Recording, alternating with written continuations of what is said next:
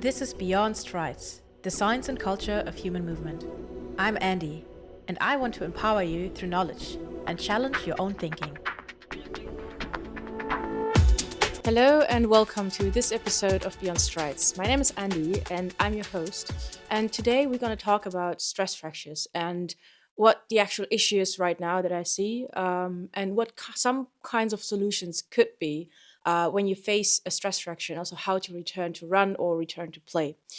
Before we start that, a little live update. So if you watch this podcast right now, you can see that I'm not in the gym. So we did not remodel the gym and made it from the 60s. I'm also not at home. We are in the mountains. Maybe you can see it in the back. We have a huge snowstorm. That's why I'm inside. And I was like, well, might as well also just record a podcast episode. I actually plan to go run my threshold intervals this night or this evening. Let's see if this is going to happen because I really don't feel like running in 20 centimeters deep snow. And right now, I really miss our amazing treadmill that we have in the gym. But yeah, so I'm here. I'm here on an off time. So I told all my clients that between the 24th of December and the 6th of January, I will be offline. And I think this is something which I haven't seen any coach do, anyone that I know. And I also was a bit insecure about doing this because most coaches, most physios online, some of them most promise even 24/7 response, which I think is stupid because you cannot respond 24/7. And this is also just a recipe for burnout.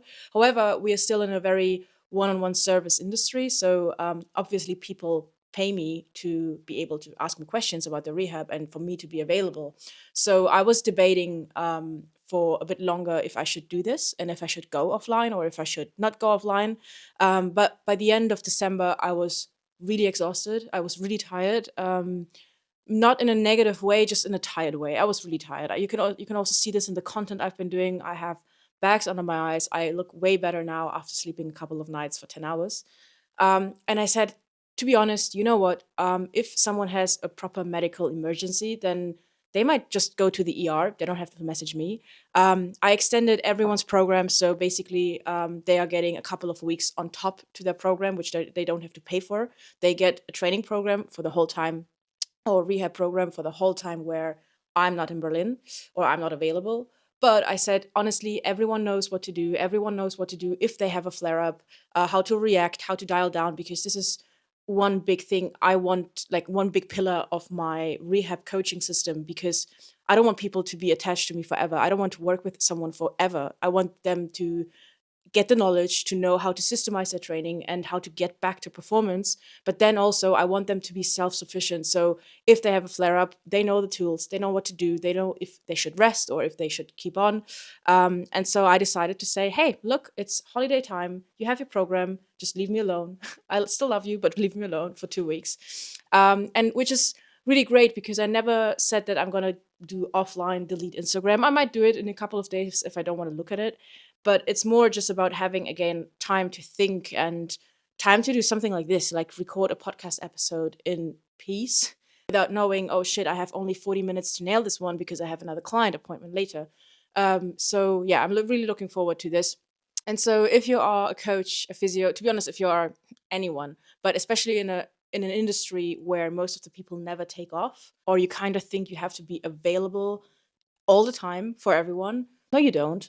You have the right to be unavailable to people, and you have the right to communicate, hey, I'm on holiday and don't message me. If you have an emergency, either go to the ER or here's an emergency number, whatever. But yeah, if you think, oh, I cannot take offline because my clients would not come back to me, I think if one person you work with does not understand that you also need time off, then those are maybe not the right people. I must say that none of the people I work with reacted negatively to it. They were just like, hey, enjoy your holiday, enjoy the mountains. I know what to do. So massive shout out and thanks to all of you guys.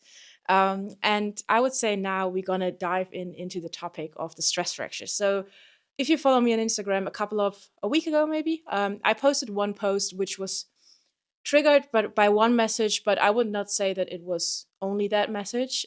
So I have been having in my DMs, I would say maybe once a week, a person who had a stress fracture, some in their shin bone, so in the tibia, one in the fibula, a couple of people in their foot, and then a couple of people in their femoral neck or in their pelvis, so in their basically bone which attaches to to the hip and in your hip itself.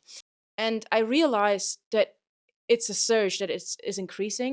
And it's not that suddenly only pro athletes are messaging me, a population where which you sadly would expect stress fractures.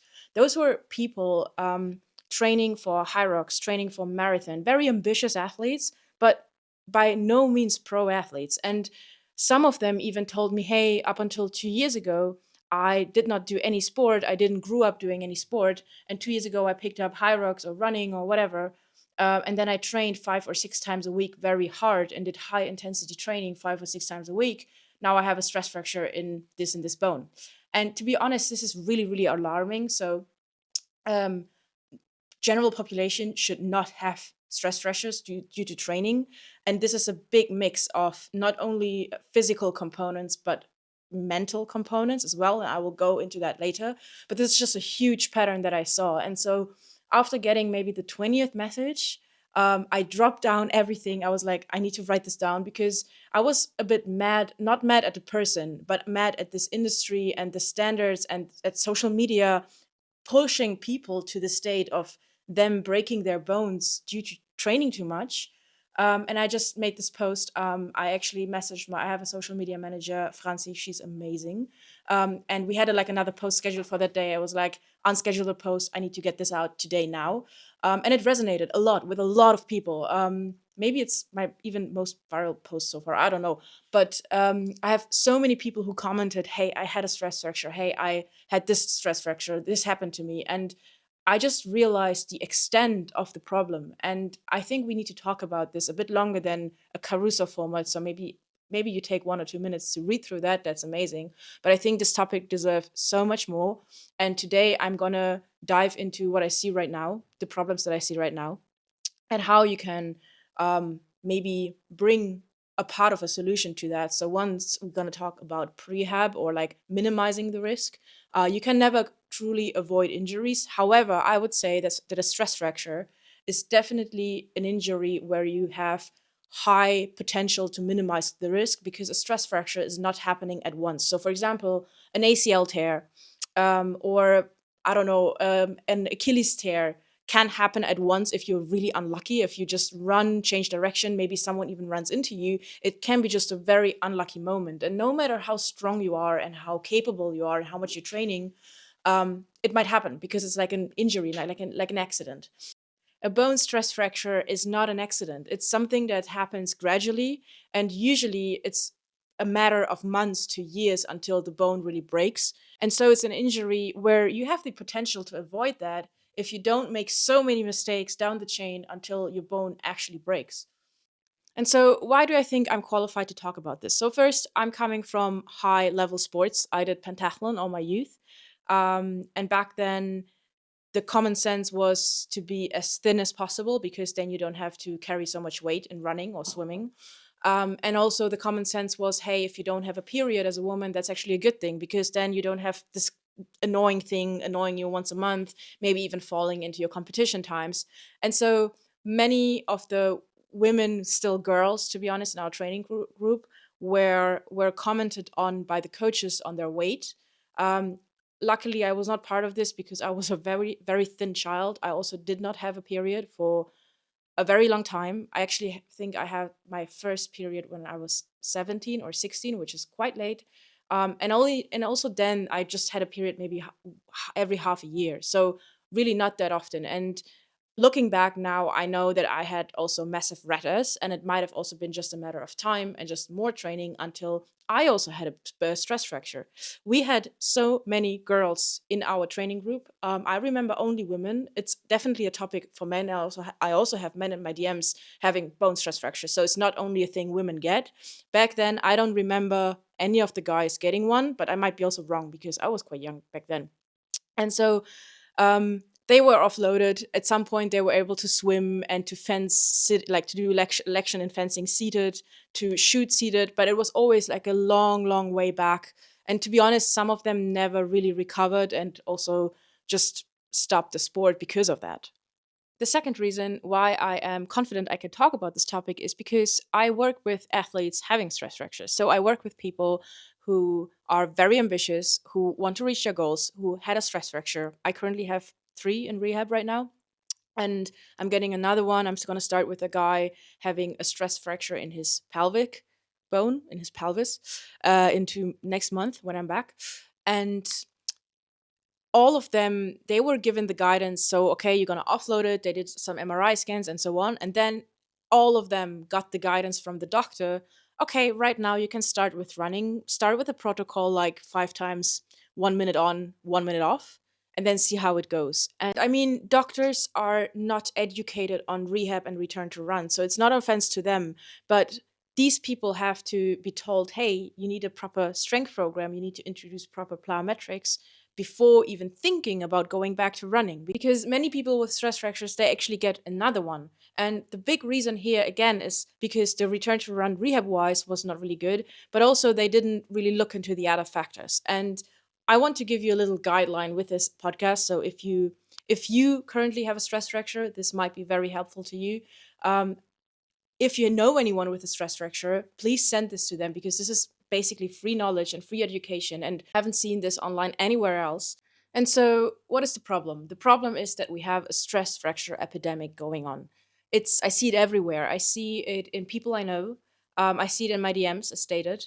And I also see this on Instagram with so many people posting about their stress fracture and posting about their recovery journey, which, in my opinion, is a very double edged sword. Because, on one side, when you post about your injury, I mean, having a bone stress injury is not something very light. And the comeback and return to run is going to take a very long time, depending on where the bone stress injury is. So, if it's in your femur or if it's in your tibia or in your foot, the recovery times differ a lot. And so it can give a lot of meaning to your injury, and it can help you build a community and just help you mentally survive that time where you are not able to do the sport that you love, which is running or whatever. But on the other hand, I see athletes posting about their bone stress injury and then propagating balance and a good training only after the injury happened. Some of those people are even coaches themselves, which I think is very questionable, because they have certain relationships to training, to load, to stress, and to food.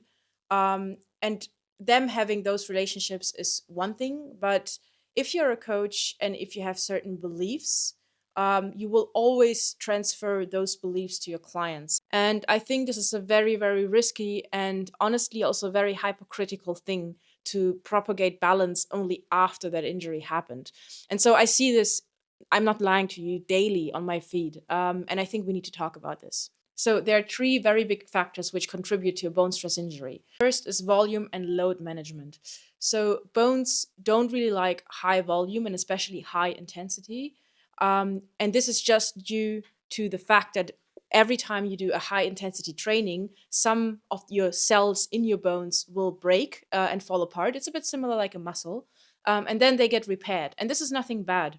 But the problem is, if you do high intensity training or high volume, and then the next day you continue doing this without giving any appropriate recovery times, your bone can never repair enough. And so you're just damaging damaged bone. And over time, you will gradually onset this damage, and this will then lead to a bone stress fracture.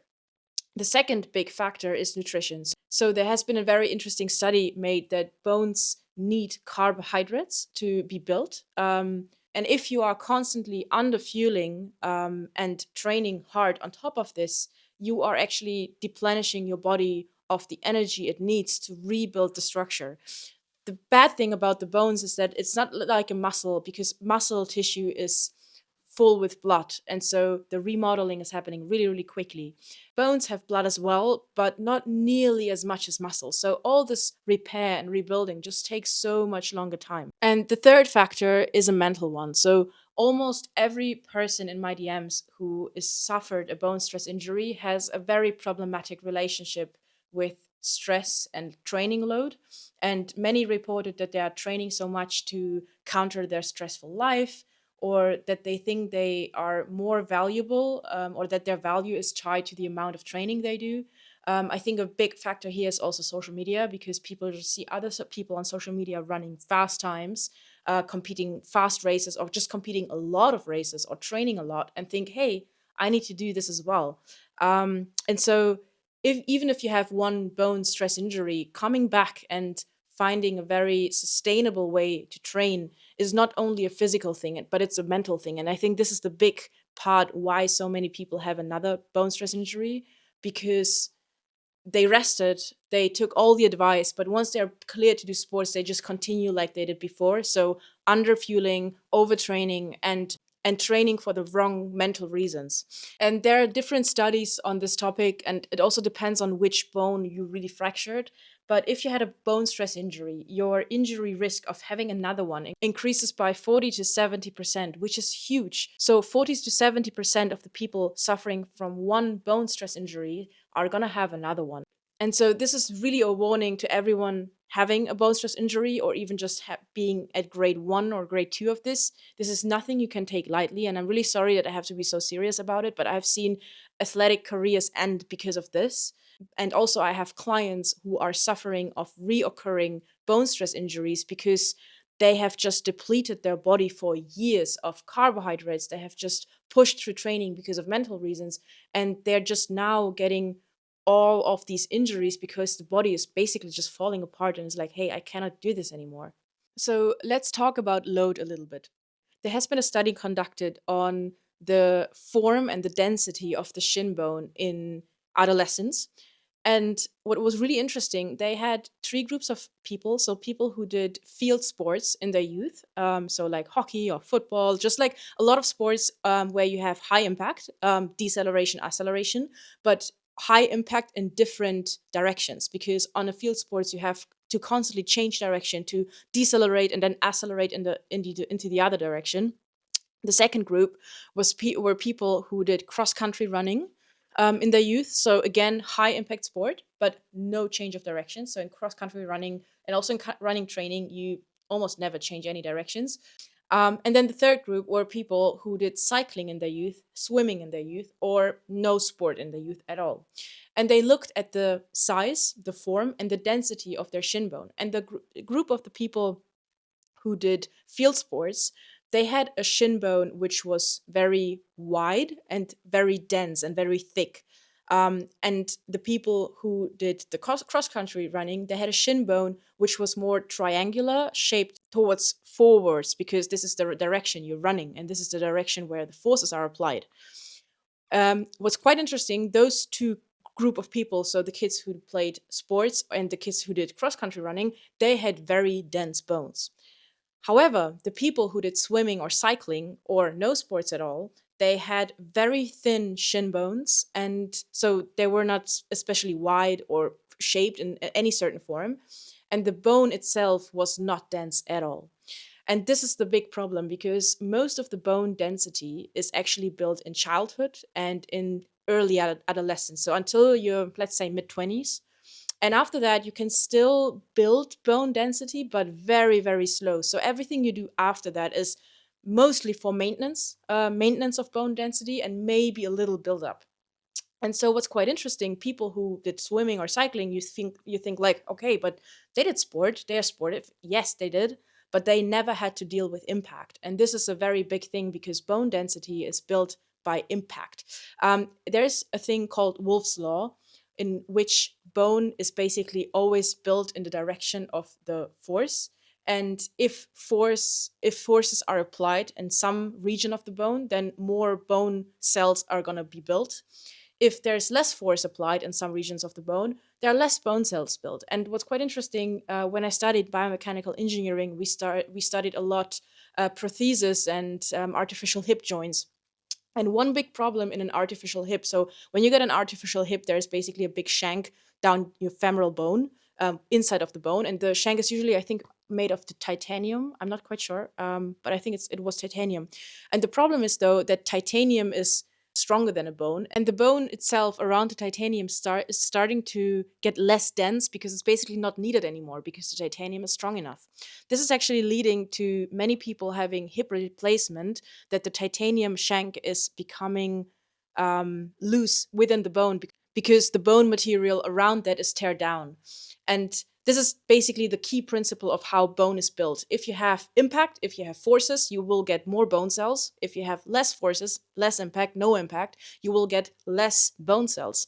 And so many people who struggle with stress fractures are actually either competitive athletes who are just undernourished and overtraining. But I feel like maybe it's just my bubble. I feel like that's getting a bit less. What's getting more though is people who never did any sport in their youth. And now, with all this hype around high rocks and marathon running, they're rediscovering sport, which is a really, really great thing. But they don't get that their bones don't have the history most of the more pro athletes' bones have, because people who are really good at high rocks or people who run 2 hour 30 marathons, those are people who are usually very athletic since their youth. Maybe they were runners, maybe they did field sports, but what's most important is that their bones had a lot of time to adapt during adolescence and to get really dense and strong.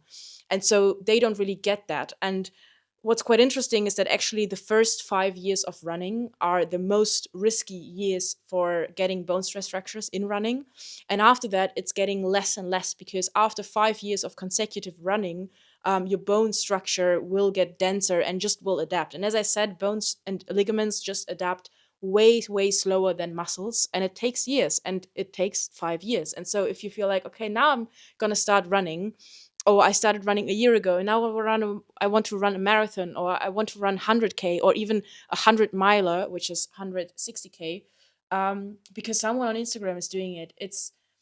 I think you really need to ask yourself, or those people have to ask themselves, is it really your dream? And why do you want to do this? And why do you want to do this now? Because everyone wants to achieve results now, but no one wants to actually put in the work that it takes to get the results. And yesterday I went trail running with a friend of mine, Jenny, who's an incredible trail runner, a very durable trail runner, because she's just training for years. And she also told me the story of another trail runner who won, I don't know which race it was, like an ultra distance trail race, and he was training low heart rate running on trails, like uphill long low heart rate running, for 10 years, and it took him 10 years of training to finally win that race. And this is what it takes, and this is the time frame. And if you feel like, oh, I don't want to run for 5 years to run this and to achieve this, then maybe the goal is just not for you, because in running and in everything, it's not about the result, and the results will come with the years, but it's about the running and training itself, and it's about finding joy in the movement. And if you just don't find joy in running, that's fine. You don't have to run, you don't have to do high rocks. If you feel like, oh, this, I don't like to do this, you will find something else. But if you do this just for the sake of the result, then this is actually just your recipe for disaster, and maybe even your recipe for a bone stress fracture. So, what can we do about this? Number one is prehab. I don't really like the term prehab, or reduce injuries, because you cannot reduce injuries. You can minimize the risk, though. And I think this is a very important difference. As I said prior, I think with bone stress fractures, you have so much potential to minimize the risk, because this is an injury which happens gradually. So the bone stress fractures actually also clustered in 4 grades. You have grade 1, grade 2, grade 3, and then grade 4. And grade 4 is an actual fracture of the bone. So there you can really see the bone is fractured. Grade 1 starts actually with an edema in your bone. And I must say, this happened to me once. This was 2 years ago or 3 years ago. I don't. I think 2023. I ran the Berlin half, and I have trained for it, but not proper trained. I'm trained enough to run a half marathon. And on the half marathon day, the temperature suddenly increased to 25 or 28 Celsius. I think the weeks before we had maximum 10 degrees of Celsius. So we had like a huge increase of temperature. I did not plan to race it, so I didn't put on any carbon pleated shoes. I just ran in my Vomeros, which are good shoes for running slow. But then mid race, I was like, oh, this is going so well. I want to pick up the pace. And then I ended up racing it, which was stupid. And so the fact of this high temperature, then not having good shoes or proper shoes for the pace I was running in, because at some point I reached like a 4:30 or 4:25 minute pace. And those shoes are just like easy run shoes. They're not made for that pace.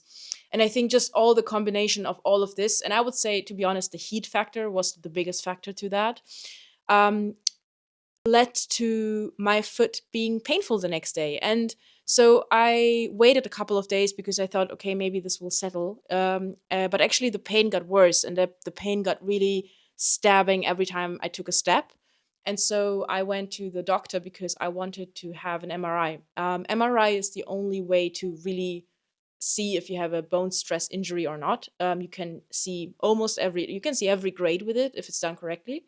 So never, if you suspect a bone stress injury, don't get an X-ray. Always ask for an MRI. So I went to the doctor, asked for the MRI. To be honest, many things happened at the doctor. I will never go back there. They said that my feet are in a wrong overpronated position, and then they wanted to give me injections and shockwave. And then I asked, so I went there to just get the MRI. So I didn't have a diagnosis yet. And then I asked, but right with the paper to get an MRI, she wanted to sell me a shockwave and some injections. And I asked, like, but for what diagnosis? And she was like, hey, but it's helping for everything. You can always use it. And then she also was like, okay, and if you get this today, I'm going to give you the first treatment for free. And I looked in her eyes in disbelief. And I was like, what? And I just basically ran out of there because I just needed the thing for the MRI. I also never went back there. I got the report. I was like, okay, bone edema. Bone edema is basically some fluid in your bone because you just overdid it. What did I do? I took a break of no running at all, no jumping, nothing for 3 weeks. I was not in pain anymore. I started walking a lot, and after a week, I started running like 2K, and I was never in pain again. And so that settled, but it was like a warning sign. Hey, this was just stupid what you did there. Um, and so with the bone stress injury, you can definitely decrease your risk of injury. First, by load, second, by nutrition, and third, by your relationship with training, to be honest. So, load. We have in running for very long, there was this 10% rule. So, you should never increase your running volume by over 10% every week. What most people made out of this rule is you should increase your running volume by exact 10% every week, which is wrong because this is not what that study been back in I don't know how many years said. It just said you should never increase it over 10% every week, but it did not say that you should increase it by 10% every week. And I think this is a very big difference. However, I think 2 months ago, there was a study conducted with basically the new 10% rule, and they looked at your injury risk of your runs for the last 30 days. And what they found was that if only one run was more than 10% longer than any other run of the last 30 days, your injury risk is increasing by more than 60%. And also, they had a little difference there. So, if you increase your run by 10 to 30%, your injury risk will increase by 64%, I think it was. If you increase your run by 30 to 100%. So one run is 30 to 100% longer than any other long run. It's mostly long runs in the last 30 days. Then your re-injury risk is, I think, 52%. I don't know why there's this dip, to be honest. Very interesting. And then if you increase your run by more than 100%, like if your current run is more than 100% longer than your longest other run of the last 30 days, I think your injury risk skyrockets with, I don't know, over 200%, over 100%. I don't know the numbers, but I will link the study below so you can read it. And what it eventually says that your longest long so look at your long runs because they are basically the runs that increase your injury risk. Look at the long runs and just don't increase your long run by more than 10% within the month. What I usually do with every person I work with, I think you can run the same volume in 2 or 3 weeks. So you don't have to increase the weekly volume every week. I usually increase the weekly volume every 2 to 3 weeks with my athletes. And so this is one thing where you can really minimize the risk of injury. When it comes to bone stress injuries, bones really don't like high intensity training. However, you should do high intensity training, but not every day. And so if you do like zone 4, zone 5 running, which zone 5 you should never run, but I know that all the Hyrox people run zone 5 anyway. But if you do that, you need at least 3 to 4 days of rest. And it's not to recover. So, first, if you run those paces, then you will have um, chemical things going on in your body, making you sore, and you need to rest of that. But the physical forces going through your bones, they increase with the pace you're running. And if you're running a very fast pace, and especially if you're not used to that fast pace, then you just need 3 to 4 days for the bone to remodel and to recover. What I see in many people doing high rocks, high intensity training, they do this almost every day. And so there's no way for them to recover. And so here is my framework for you. If you want to have a good training program, then I would say you can do one time more like threshold intervals, like a bit of extensive intervals a week, one time more intensive intervals a week. Between those two intervals, at least 48 hours of rest. Maybe even better, really 3 days of rest between that, and then one long run. And just don't increase your weekly mileage every week. You don't need that to progress. You will make progression if you just train the same volume for 2 or 3 weeks, and maybe you can just play around with the paces a little bit, but don't overdo it. The second big factor how you can definitely minimize the risk of injury is nutrition. And unfortunately, we are back to the motto of being as thin as possible. Old beauty standards are rising again, and social media is not making anything better. And people deprive themselves of fuel and deprive themselves of nutrition. And I'm going to give you just some proper numbers here. If you train for a high rocks or for a half marathon, and so if you do 2 to 3 session, two high intensity sessions a week, because let's face it, no professional athlete is doing more than 3 high intensity sessions a week. And I really don't understand why random people who started high rocks think they can get off with six intense high intensity training sessions a week. Not even athletes do this because it's not sustainable. So stop doing that. So if you have a proper training program, and if you train for high rocks or half marathon, you should aim for 5 grams per kilo of body weight carbs per day.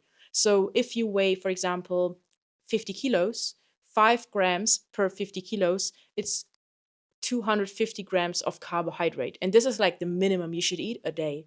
If you go for longer stuff, for example, for marathon training or even triathlon training, you should aim for 8 to 10 to even maybe even 11 grams of carbohydrates per kilo body weight, which if you weigh 50 kilos, this is already over 500 grams of carbohydrates a day, which is a lot of carbohydrates. And if you are at that stage, so if you train so much, then also healthy food will just not help, because you just cannot eat so much bread. And at that point, maybe sweets and all of that stuff, which is seen as negative, might come in very handy, because you're just using that fuel anyway. So before the training session, and especially after your training sessions, within the next 60 minutes after you run, you really need to refuel with carbs. If you ask me how many refuel, if you manage to refuel with 40 to 60 grams of carbs after you run, you will be good. And this is really the biggest factor to minimize your risk of a bone stress injury. And the third factor to minimize the risk is maybe the hardest one, but really just ask yourself and look at your relationship to training, and ask yourself, why am I training the way I'm trained? What is my goal? And also ask yourself, is this really my goal? Is this something I want, or is this something someone else is doing on social media and I think, oh, I should do that too? And as I said, you should really look into why you want to run a marathon, or why you want to do the high rocks, or why you want to achieve the certain times you want to achieve. And if that has to happen now and this year, or if you are like, hey, I love running, I want to keep on running, and maybe in 3 years I will run a marathon sub 3 hours. But to be honest, if some people message me who are like, hey, I currently run a marathon in 3 hours 40, and I want to get at sub 2 hour 40 within the next 6 months. I'm not training those people. I'm saying, hey, I cannot help you, find another one, because this is just unrealistic and I'm not going to contribute to this. And so this was all you can do for prehab or minimizing your risk of injury. So first, be mindful with your running, and don't increase your longest long run by more than 10% within the last 30 days. The second is pay attention to how many really intensive sessions you do. So you don't need 4 intensive sessions a week. That's not sustainable. Not five, not six. Start with 2 or 3, and really intensive sessions a week are honestly enough. Maybe 2 running, and if you do high rocks, maybe you can do a third, like on a bike or a rower. But be mindful about the impact that you have, like the physical impact. And then be mindful with your nutrition. So eat enough of carbs, especially before, during, and after your training. This is the biggest factor to minimize the risk of injury. And one factor I actually forgot is, if you're a woman, your hormonal health. So if you have a period, if you have a healthy cycle, because you losing your cycle might be a sign that you are running on very low energy. It's called low energy availability, LEA, and that you might have red S. So red S or REDS, it's the relative energy deficiency syndrome, which is affecting a lot of things in your body and can look a bit different for everyone. It can look like you are losing your period. It can look like you're having insane mood switches, or you are depressive. You have low energy, like literally, you're just tired all the time. You can get a lot of intestinal and bowel issues. So, um, issues with your digestive tract. And red S can affect a lot of things. And if you suspect that you have that, and to be honest, I had that when I was doing pentathlon, and also last year when I was not training a lot, but I just had a lot of work stress. And so I just didn't really eat enough. Not that I didn't want to eat, I just was too stressed to eat, to be honest. I just forgot to eat. I also kind of was on the edge to that. However, I'm quite mindful about the symptoms. I did not lose my period, but I had other symptoms, and I kind of like recognized them, and I was like, "Oh shit, I gotta change something." And now I'm good, and now also training feels way better. But if you feel like you're tired during training, you have no energy, you're just tired all the time, maybe that's a sign that you're doing too much, not eating enough, not sleeping enough. Now we're going to go into the part of what to do if you have a bone stress fracture. So, how should your immediate reaction look like? First, what's really important, you cannot self diagnose a bone stress injury. No one can. You really need an MRI, or maybe even an ultrasound to check. I think the MRI is the gold standard, and this is what you should go for. But for this, you should definitely ask your doctor, because I'm not a doctor. Um, and if you have so but there are a couple of things to look out for. So for example, if you have pain on one spot and the pain is not wandering around, so for example, if you have shin pain, the pain is really on one spot of the shin, and not sometimes at the bottom of your shin at your foot, and not sometimes at your knee. That's already a big indicator. Stress fractures, although many people say they don't, I have seen it. Some of the stress fractures, they warm up. So in the beginning of running, they hurt, and then they warm up and not don't hurt anymore. Usually that would be more a sign of a tendon involvement, but I have seen this in stress fractures. So don't be fooled by that. Um, and when there is like sharp pain when you rest, when you sleep, so if you wake up in the middle of the night with sharp pain, or like with pain at one spot, then you should definitely suspect that. And then obviously there are other risk factors. So, for example, if you don't have a period, if you're a woman, if you're not eating enough, if you have increased your intensity and mileage or volume within the last months, or if you have a very stressful time. It's a very multifactorial injury, but if you suspect any of that, go to the doctor. In most countries, it doesn't cost a lot to get an MRI, luckily, and just get an MRI. And even if the MRI says, oh, you don't have it, that's actually great. But if you walk around with a bone stress injury for longer, you really risk long term damage, which can't be repaired. Which maybe even needs surgery. So don't be lightheaded with this. There's actually a really good physio. I follow him. His name is Bo. He is, I think, from Australia. It's the Stress Fracture Physio on Instagram. And he's posting and talking a lot about bone stress injuries, about the different kinds of injuries, and also what to do if you suspect one. So if you're more interested in that topic, if you are someone who is injured or like on the verge of getting injured, or if you're a coach in physio, go follow him, because his content is really, really good. When you are at the doctor and you did an MRI, ask them if your injury is high risk or low risk. There are different areas which are either high risk, for example, the femoral neck, or low risk, the pelvis. And what that means is that high risk fractures are just more dangerous and they need immediate offloading, because if you don't take care of them, they might not heal, or the bone can basically change the form and need surgery. So you really, really need to be cautious with them. To be honest, you should be cautious with all of the stress fractures, but the low risk stress fractures, they tend to heal a bit faster. And they tend to be not so complicated like the high risk. Anyway, ask your doctor if it's a high risk or low risk, and really ask the doctor, hey, should I offload this? I have seen people who had a femoral neck bone stress injury where the doctor did not put them on crutches. So they kept walking, which is a very bad thing, because then actually you're just increasing the risk of further injury, of re-injury, or of that thing just not healing. So there are certain things, also some bones in your foot, you really need to offload. So you will get put in a boot on crutches and you cannot walk. And now the first and foremost rule for you is eating enough carbs. I know immediately after a bone stress injury, you cannot do any training. So your first thought would be, okay, I cannot train. I ate carbs, so many carbs because I had to train. Now I'm going to just get rid of the carbs because I'm not training anyway. I don't want to gain weight.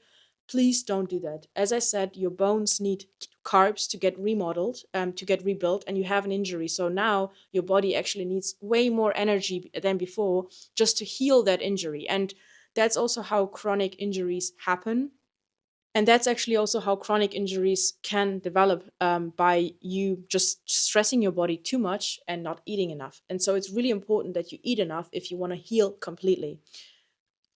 And the third rule of thumb is now for you to not do anything that's painful. So in tendon rehab, so if you have a tendinopathy, a little bit of pain is fine, because we kind of need to stress the pain, uh, because we kind of need to stress the tendon. However, if you have a bone stress injury or broken bone, you don't want any pain in that area. So if you, for example, you are on crutches and then you feel like your doctor says, hey, you can start walking again, and you walk around a little bit around the house, that's fine. But then you go for a walk, and then after the walk, you have the pain again.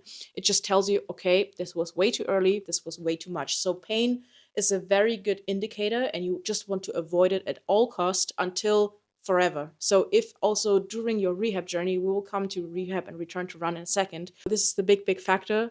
With bone stress injuries, you really need to avoid any pain in that area. And so the last thing for the immediate reaction is, obviously talk to your doctor. But if your doctor says, hey, there's some kind of sport you can do, find something else to do. Because a bone stress fracture has a very big mental part, because you might identify with the sport you do. Maybe this takes up a big part of your life. And if everything just gets cut off because you're injured, you will face a big hole in your life. And this can have a big psychological factor to that. And that might even push you into rushing the recovery and rushing getting back to the sport, which will increase your risk of getting another stress fracture. So, a very big piece of advice here is find something else. And with all the athletes I work with, so currently I have an athlete who fractured his kneecap, so his patella bone, in an injury. So it's not a bone stress injury; it was like an accident. But for him, as sport and training is a big part of his lifestyle, and he's very far away from running right now. He had a couple of surgeries, but we said, okay, the first goal in the first month of training, I don't really care about any quad KPIs. We were gonna load the quad anyways, but the first thing is for you to get a routine and to find things you can do, because there is a very big mental component to being injured, and it's really important that you find something else to do. And in the end, if you fracture a bone, it's just one bone, and depending on which area it is, obviously offloading the pelvis or like the femoral neck is a bit different than offloading just the foot. But is almost always something you could do. So if it's even just swimming with a pool boy and not using your hip, or sitting down and doing, for example, a seated ski erg, so where you don't have any stress on your bone. This is really important. Find something to do, otherwise you will go crazy. And now we're gonna go to the last solution, or the last thing you can do. So if you had a stress fracture and your doctor at some point says, "Hey, bone is healed, yay! Now you can go back to running. Start with a 5 times 1 minute on, 1 minute off protocol, and just work your way up." And most of the people are just left alone with that, which is very problematic, I think, because you should not start with running. If you start with running, I can promise you, you might just have another one. So, how can a proper return to run or return to play protocol look like? I say return to play because stress fractures are actually not a problem of runners or triathletes only, or Hyrox people who run, who are also runners.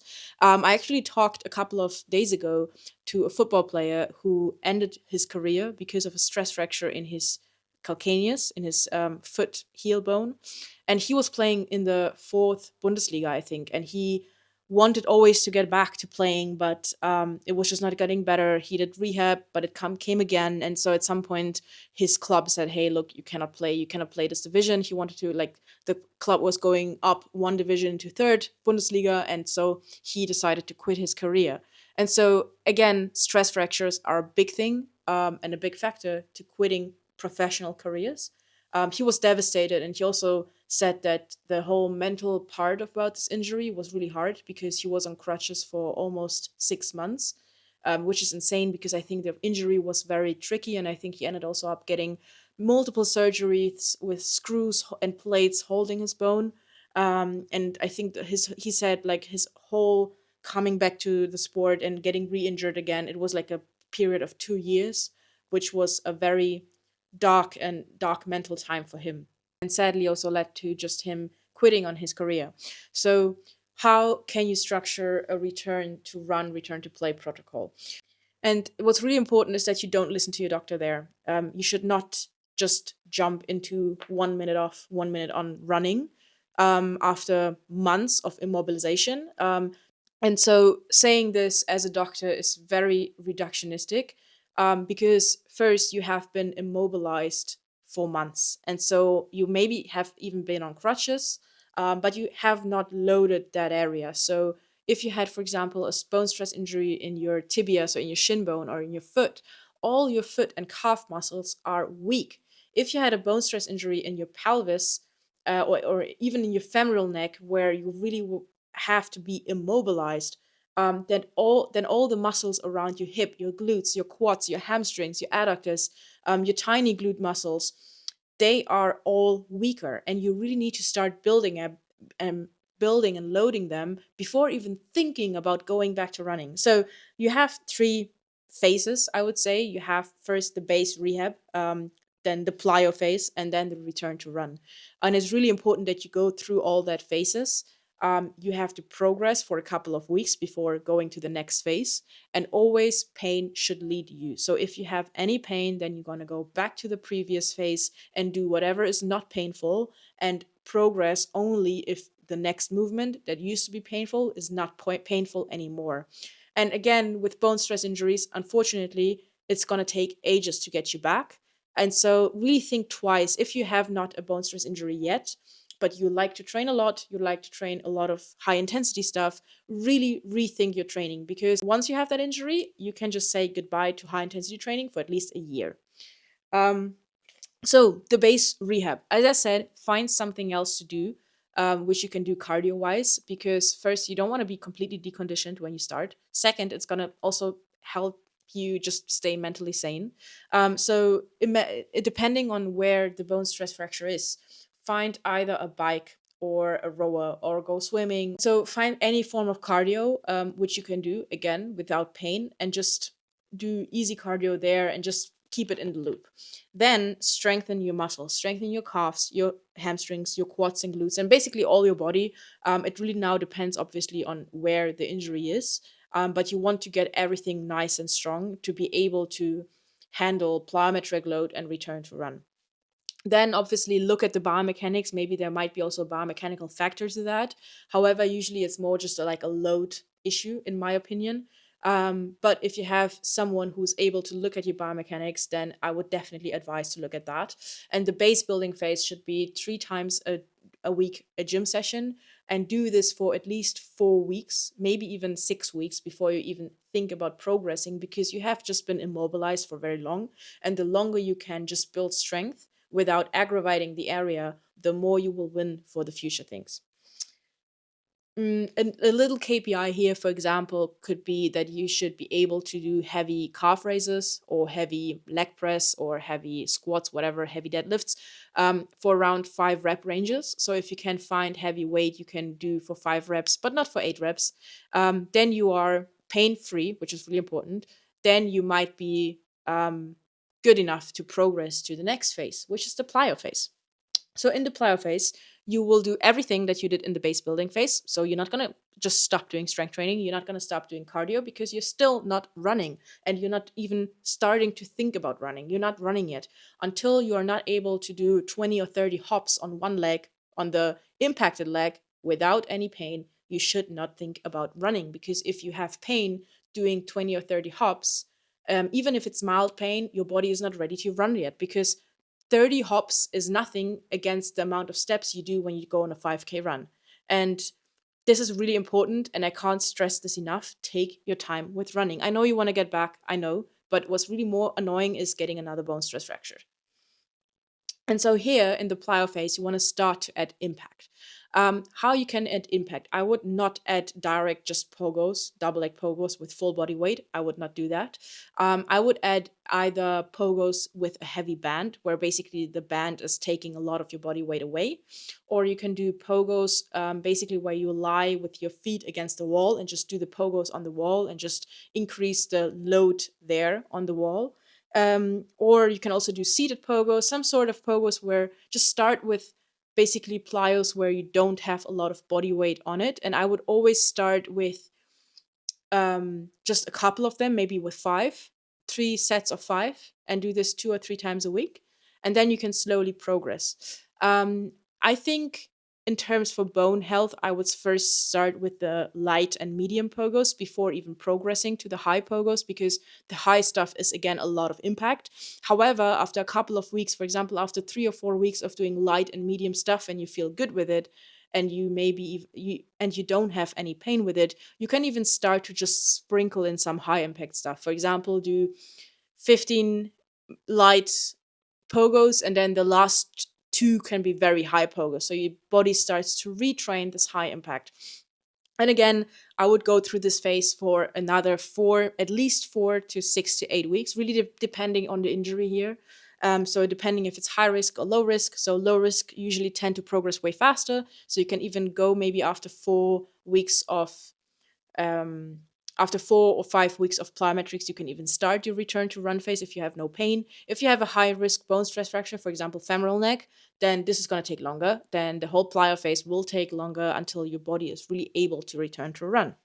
And so KPIs here, again, as I said, would be like 20 or 30 single leg hops pain free for like 2 or 3 sets.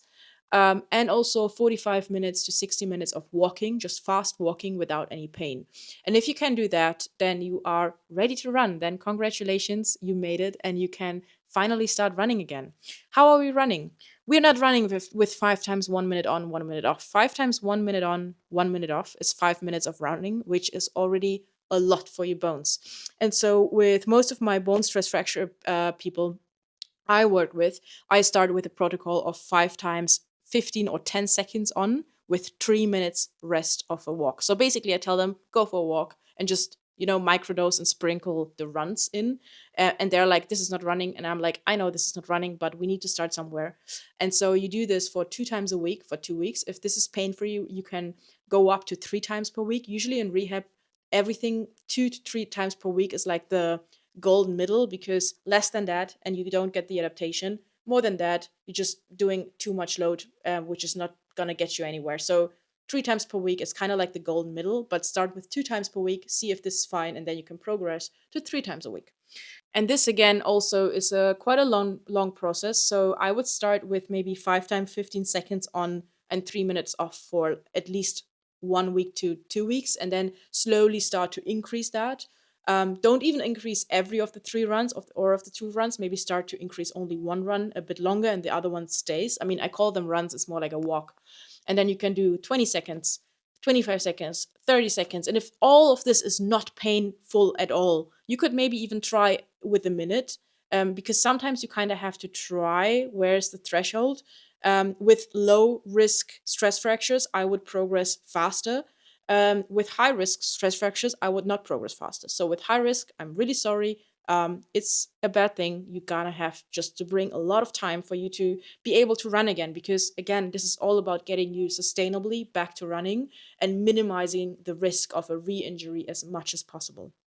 And yeah, so this return to run protocol, obviously you keep on doing strength training, you keep on doing your plyometrics, maybe you incorporate some running drills at some point as well. So once you're able to run, for example, I don't know, 5 times 2 minutes or something, then you kind of have a good base. Then you can start to incorporate some running drills, some high knees, some ankle bounce, stuff like that, because this also will add impact. This is very individual how you can put this in, and also depending on the injury. But yeah, this is a very big thing. So have a base building phase where you just do strength training and a proper strength training. Find some cardio to do just for not to go mentally crazy. Then you're gonna add plyos in the plyo phase. Keep continuing doing your strength training, and then at some point you can return to run. And as I said, what's really really important: let pain or the absence of pain guide you. You never want to be in pain while doing this. This is really really important. And while doing this, eat enough carbs, and maybe also the injury. And to be honest, I think that most of the things happen for a reason. And when you have an injury like this is a chance for you to rethink your relationship with training, your relationship with your body, and your relationship with your sense of worth. And this can be a very good teacher. And so to end this episode is a bit with a personal opinion of myself. So as I said, I'm seeing a lot of people running ultras and marathons and high rocks and whatever in posting their incredible times. Kim Gottwald doing the backyard ultra and winning this.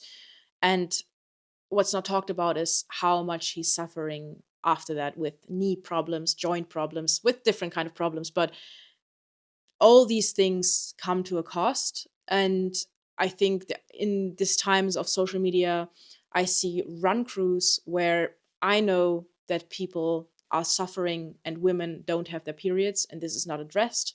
Then we have obviously the big brands that just invite influencers to races they are not prepped for. I've had a couple of inquiries from some of those influencers who are like, hey, I am invited to run a marathon in 6 weeks. I haven't ran longer than 10K. And I was like, I'm not going to prep you for this because I think this is stupid. And all of these things are a bit like the backside of the medal. I don't know which brand was this, but there was something who is basically who put out. There was someone, some brand, some organization, I don't know, who put out a prize on running 7 marathons within 1 year, which is insane because the pro marathon runners are racing 2 marathons a year, and that's it, because more of that is not sustainable in the long term. So they're not doing it. But I think now with social media and people just trying to do more crazy stuff and just to try to do more things just to get the attention of people they don't even know, um, is a big factor to all of this problem. And I think if you are in this sphere and if you're motivated to train, which is a beautiful thing, you should really choose who you're following, because many of the influencer who talk about a perfect world, they're not perfect. I know that many of those struggle with not having a period, with having multiple stress fractures in the past, and they keep promoting this lifestyle of, I don't know, running 100K ultra, not prepared for an ultra, or being burned out and not talk about it, and just propagating this lifestyle that's not even real. And this is actually pushing young people and middle aged people into stress fractures and very serious injuries. And I really hope that this will change in the future. And I really hope that with me using this podcast as a platform, if you have listened so far, that this will just have an impact, and that this will help you to think, and that this will help you and maybe your friends to think about those topics and think a bit more critical about who you follow and whose opinion you value. And so, if you have made it this far, thank you so much. I really appreciate you for listening to this. To be honest, I would be really happy for you to share this. Not because I really care about how many people listen to the podcast. To be honest, I never cared about this because the podcast is for me to share my thoughts. But I deeply care about helping people, and I really know that this frameworks and this podcast and the things that I just said here, what you can do to minimize the risk, what you can do once you have it, and how to act and to get return to run, is very valuable and high knowledge. And I want this to be free. So just send it out to everyone you think, oh, they have to listen to this or they have to watch this. I would be very thankful. We'll actually do another episode on this topic. So we will have a part two. And I'm not going to do this alone. I'm going to most likely have a friend and a client who suffered multiple stress fractures, just suffered one again, and who has learned a lot about this topic. So I'm very looking forward to talking to her. If you have any questions regarding this topic, either just write them in the comments here or send me a DM, and I can also answer these questions regarding the stress fractures in the next episode of Stress Fractures, which will come out soon. Until then, I wish you a happy new year, a happy 2026. And I really wish that we all reflect a little bit on the reasons why we train and why we move and how we move and the people we follow and the people whose opinions we value. And yeah, I think we have so much potential to make this training and sports industry better and more healthy. And I wish all of you to be part of this. Thank you for listening and thank you for tuning in. And speak soon on the next episode of Beyond Strides.